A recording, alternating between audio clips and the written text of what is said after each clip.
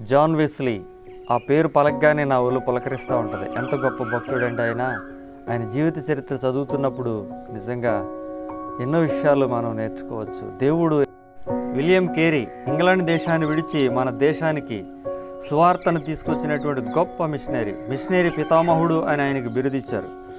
ఒకరోజు ఆయన కుమారుడు తండ్రి అయిన దేవుని దగ్గరకు ఏ సందర్భంలో అయినా రావచ్చు, వస్తే మనకి ఇద్దరు వ్యక్తులు నడుచుకుంటూ వెళ్ళిపోతున్నారు.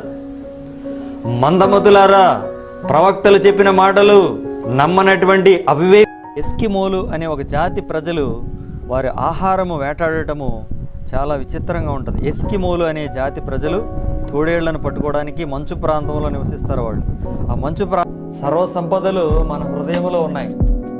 గొప్ప ఐశ్వర్యము, గొప్ప నిధులు మన హృదయంలో ఉన్నాయని మనము బైబిల్ని లోతుగా